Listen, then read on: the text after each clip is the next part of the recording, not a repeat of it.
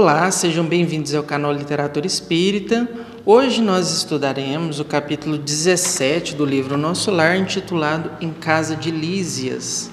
Depois que André Luiz teve a oportunidade de conversar com a sua mãe, a primeira vez que ele viu a sua mãe no mundo espiritual, aprendeu preciosas lições com ela, agora ele volta para a ala hospitalar de Nosso Lar, onde ele encontra com Lísias e com Clarencio, e Clarencio informa para ele lhe dar uma ótima notícia de que o médico dele, Henrique de Luna, tinha dado alta para ele. A partir deste momento, ele não fazia mais parte do quadro de, não vamos dizer de doentes, mas de convalescentes de Nosso Lar. Ele não estava mais sob tratamento, ele já poderia fazer parte da comunidade de Nosso Lar. E aí Clarencio oferece para ele que ele seria direcionado para uma instituição que recebe as pessoas que não têm moradia em Nosso Lar. Aí Lísias, que se afeiçoou muito a André Luiz, como nós vimos até aqui, se tornaram grandes amigos, ele oferece a André Luiz para ir morar com ele, com a família dele. Então, assim, essa é uma notícia que a um primeiro momento pode chocar quem não está acostumado com a literatura espírita, que é a questão de haver casas em Nosso Lar.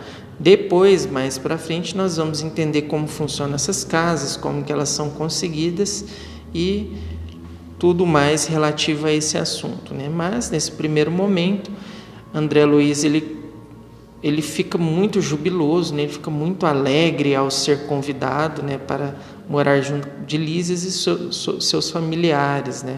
Então Lísias chama ele para ir para sua casa, chega lá, a mãe de Lísias, Dona Laura, recebe os dois, eles são André Luiz é apresentado a ela e as duas irmãs de Lísias também.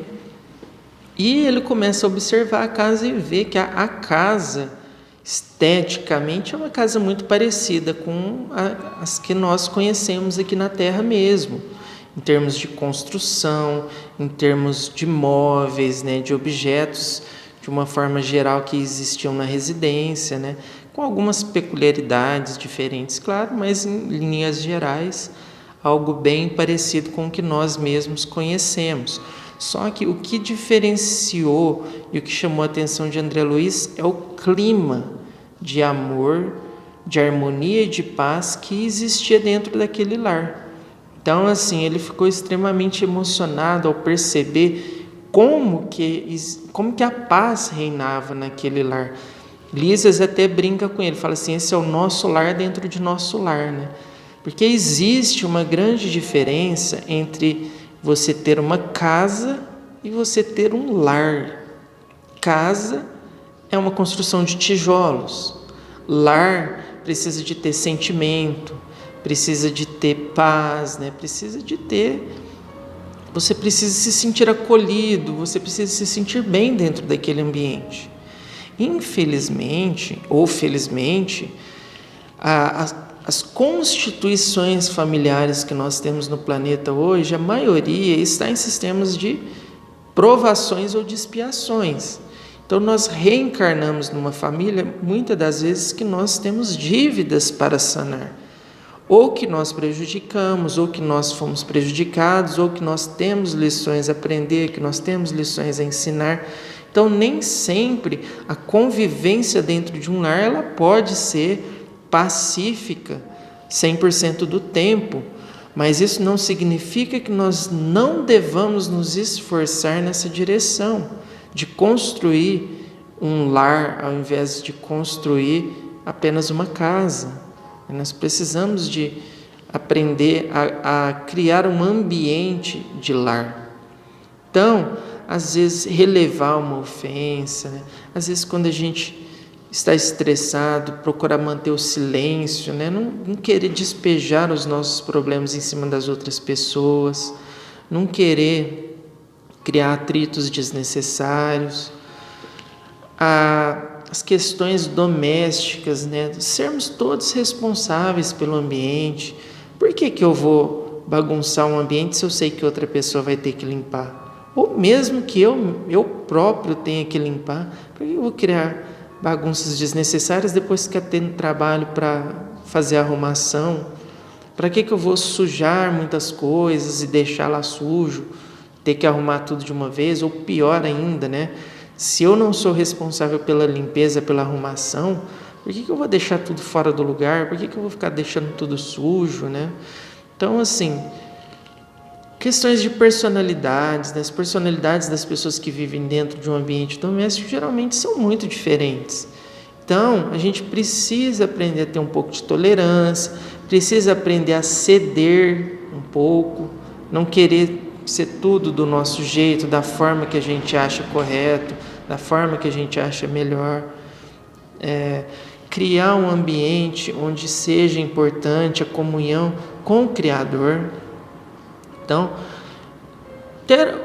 fazer as suas orações diárias, né, que todos nós devemos fazer, porque a oração é um momento em que você pode se comunicar com o plano espiritual superior. Veja bem, a oração não é para que Deus venha até você, a oração é para que você se conecte com Ele. Se nós pegarmos lá todo o primeiro capítulo do Livro dos Espíritos, estudando Deus, né, estudando o nosso Criador, se a gente pegar os atributos da divindade, nós vamos ver que Deus tem todos os atributos no nível mais infinito, né, no nível maior possível. Mais infinito não, no nível infinito, né, no nível maior possível. Então Deus, Ele é onipresente. Se Ele é onipresente, Ele está aqui nesse ambiente agora, tanto fora de mim quanto dentro de mim. Então eu não preciso me locomover, por exemplo, até um centro espírita para fazer uma oração. Casas espíritas, igrejas, sinagogas, templos religiosos de uma maneira geral, eles não existem para que você possa se comunicar com Deus, para que seja uma ponte entre você e Deus. Você é uma centelha do próprio Criador. A presença de Deus já está em você. Você, espírito, está conectado com Deus praticamente todo o tempo, desde que você foi criado por toda a eternidade. Então você não precisa de ir a um lugar específico para se comunicar com Deus. Porém, para que nós temos casas espíritas, por exemplo, ou qualquer outro templo religioso? O templo religioso, ele favorece a comunhão entre os crentes. Então, se você convive com pessoas que têm os mesmos ideais que você, que pensam da mesma forma que você, que têm os mesmos objetivos que você, a chance da sua fé florescer, de você ter mais condições de viver a sua fé, de praticar a sua reforma íntima, de aprender estudando, que às vezes estudando sozinho a gente não consegue, estudando em grupo nós aprendemos mais, nós vemos pontos de vista diferentes, vemos explicações diferentes. Então, às vezes existem dias que nós estamos mais abatidos, que a gente está meio descrente, está meio para baixo, você vai lá, se alimenta de outras pessoas que estão num estado de espírito mais elevado, e aquilo te joga para cima. E quando você está bem, você ajuda o outro que não está bem também. Então, este é o propósito dos templos religiosos, servir como ponto de comunhão entre os crentes, para que todos se fortaleçam e consigam crescer com a experiência religiosa. Mas, por exemplo, atualmente, agora nós estamos em abril de 2020, nós estamos vivendo um período de quarentena. Os templos religiosos estão fechados. Isso significa que nós não podemos conversar com Deus? Isso significa que nós não podemos nos comunicar com a espiritualidade? De forma alguma. Todos nós estamos conectados o tempo todo. Só que, para nós recebermos o fluxo de energia da espiritualidade superior, nós precisamos ter sintonia com essa espiritualidade. Aí que está a questão maior. Em que você tem sintonia? Se você tem sintonia com questões inferiores, com problemas, ou com questões egoísticas, você vai atrair a companhia espiritual de espíritos que têm essas mesmas intenções, têm esses mesmos sentimentos, espíritos afinizados com questões mais grosseiras. Se você tem no seu coração vontade de fazer o bem, de ajudar, de se melhorar, mesmo que você, óbvio, não seja perfeito e erre muito, mas você vai se sintonizar também com espíritos mais elevados, que estão dispostos a te ajudar nesse caminho e que também podem te inspirar a ser um instrumento do bem que eles próprios praticam. Então, você precisa escolher, né, em que sintonia que você está. E dentro da sua casa, os pensamentos, os sentimentos que são predominantes lá dentro vão construir a esfera, né? Vão construir a energia daquele ambiente, né? Então, quando você entra dentro da sua casa, depois de um dia de trabalho, por exemplo, a energia predominante dentro do seu lar, ela vai te influenciar. Então, qual energia que você está alimentando quando você está lá dentro? Você está fazendo leituras edificantes, pensamento elevado em prece, tendo conversas saudáveis, assistindo boas coisas na TV ou vendo coisas interessantes na internet que podem te agregar coisas, que podem te ajudar a melhorar, tanto no sentido material quanto espiritual. Ou você está perdendo tempo com besteiras, você está vendo coisas mais grosseiras, né? Coisas que vão alimentar o seu lado mais grosseiro, mais brutalizado, mais humano no sentido pejorativo. Você está perdendo tempo com televisão, vendo notícias de tragédias o tempo todo e falando sobre tragédia o tempo todo. Você está brigando com seus familiares, filhos, cônjuge, irmãos, quem quer que more com você. Você fica criando picuinhas desnecessárias dentro do seu lar. Então, tudo isso é o que está formando a atmosfera espiritual dentro da sua casa. Isso que vai definir se você tem uma casa, se você tem um lar. A forma como você se relaciona com as pessoas lá dentro e a forma como você também cultua a energia que você está emanando o tempo todo, mesmo quando você está sozinho no seu quarto, sozinho na sala, no banheiro, onde quer que seja. Então, todos nós gostaríamos de viver num ambiente que tenha paz, que tenha serenidade. Então, nós somos responsáveis por construir esse ambiente, assim como os outros membros da nossa casa, né? Então, para terminar, né, no finzinho do capítulo, a Laura, né, a mãe de Lísias, ela comenta a respeito da biblioteca que eles têm em casa, e ela cita assim que um grande benefício de nosso lar é que os escritores maliciosos, que estão acostumados a fazer ginásticas mentais para envenenar o psiquismo de outras pessoas, né, que escrevem coisas que perturbam outras mentes, eles ficam retidos no umbral, enquanto eles permanecem com essas ideias. Então, em nosso lar, a literatura que eles têm disponível são de espíritos bondosos, espíritos inteligentes e cultos e que utilizam sua inteligência para coisas construtivas, para o bem em geral, para o bem coletivo. Então, você não vai achar dentro de nosso lar livros que vão te influenciar de maneira negativa, né?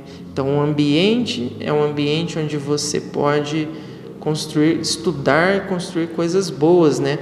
E Clarencio, né, faz um alerta para André Luiz no começo já do capítulo, de que ele consegue uma cadernetinha em que durante um ano ele poderia estudar em todos os ministérios, com exceção dos 2 ministérios superiores, né?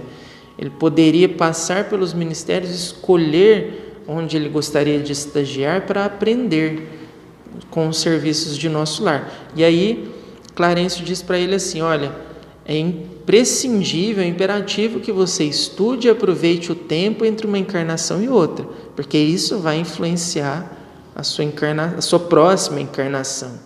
Então, hoje, por exemplo, as nossas tendências aqui na Terra não são só as nossas tendências de outras encarnações, mas estão diretamente, às vezes, relacionados com a forma que nós aproveitamos o tempo enquanto nós estávamos no mundo espiritual, que é um período que é chamado de erraticidade por Kardec, né?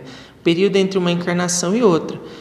O que você ocupou sua mente quando você estava na erraticidade, quando você estava se preparando para reencarnar? Então isso está influenciando também a sua vida hoje, as suas tendências, os seus impulsos, etc., né? Então,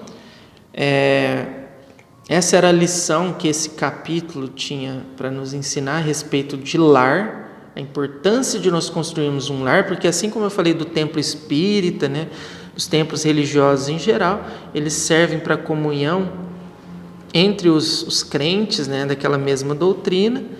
O nosso lar ele também serve para reabastecer as suas baterias ou para descarregar elas. Às vezes você chega em casa, se o seu lar é um lar perturbado, em vez de recarregar as baterias, você fica mais desgastado.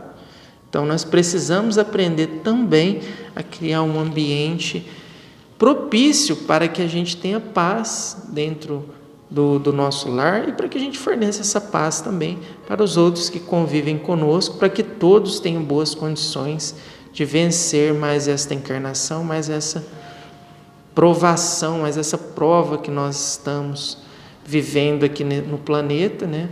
Mais essa existência para que a gente um dia possa ter condições de retornar ao mundo espiritual de queixo erguido, de cabeça erguida, com a certeza de que pelo menos um pouquinho melhor do que a gente veio para cá, a gente está retornando.